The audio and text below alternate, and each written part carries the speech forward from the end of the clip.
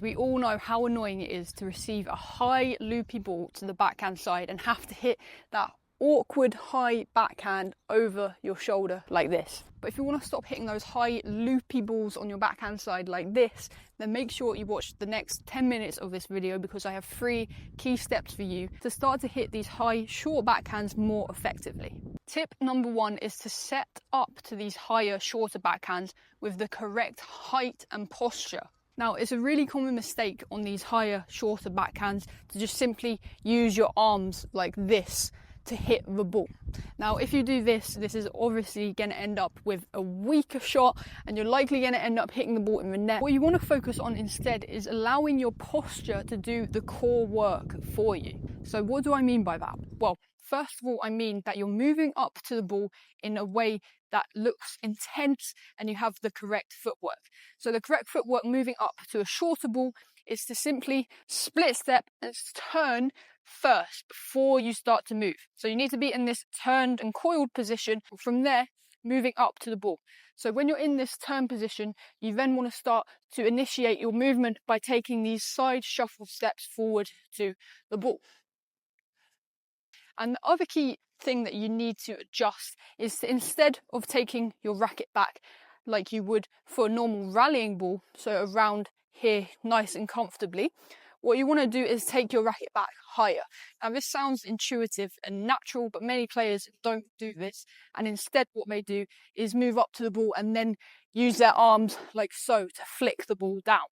So what you need to do instead is have your nice upright posture, and you're turned in this coiled higher position like so.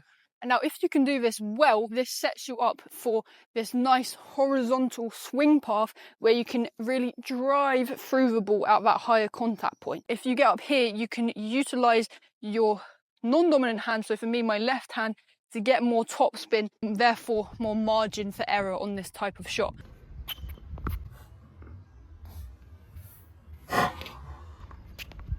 So tip number 2 is to achieve that higher contact point effectively. Now again, if you're simply lifting your arms up to hit this ball at a higher contact point, you're not going to hit an effective shot. And you're not utilizing your whole kinetic chain, you're simply just using your arms. So in order to keep your whole of your kinetic chain intact and to keep driving all of the power from the ground up, what you want to do is, as you are lifting that shoulder up, you want to tilt your torso a little bit backwards, like so, to give yourself this room and this space to then drive the ball forward. So you're tilting your torso to allow this racket to come up and drive forward and through the ball. If you start to tilt forward, you might be falling off balance and you might not have enough space to really drive the racket forward with full range of motion. So giving yourself space by lifting that torso a little bit to the side allows you to get that full range of motion with your arms to extend all the way through the ball.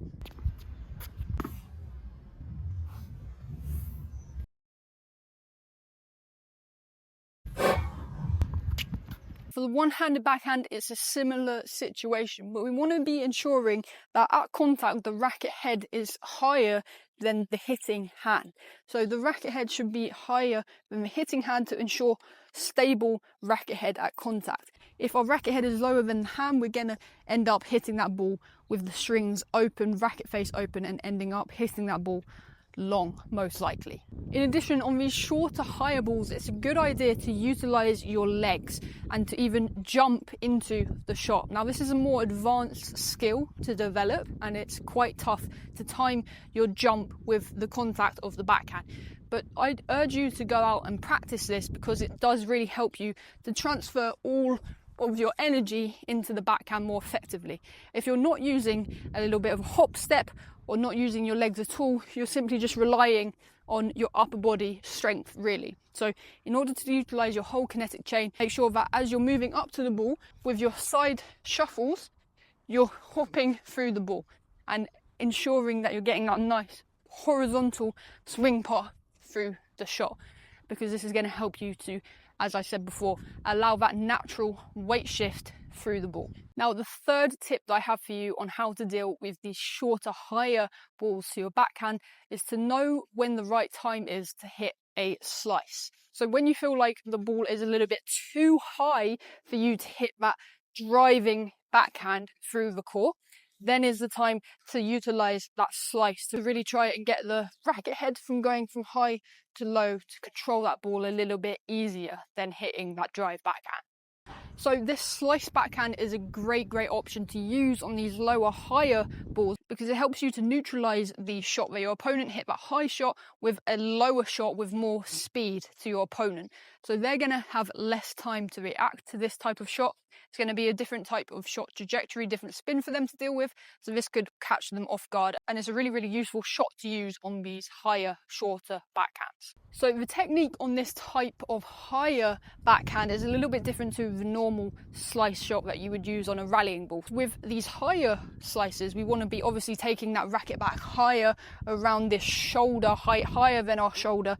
And we're going to be wanting our racket and swing path to be going downwards and also through the ball. Almost imagining that you're hitting the ball like this. So hitting the back and under the ball to really chop that slice as well as you can and to really get that effective slice going. In terms of your footwork, the way that you're moving up to the ball is the same as you would for your double-handed backhand. So you're going to be starting with that turn position, sidestepping forward, and it's really important here that you're moving through the slice. So you want to be here and moving forward through the slice shot.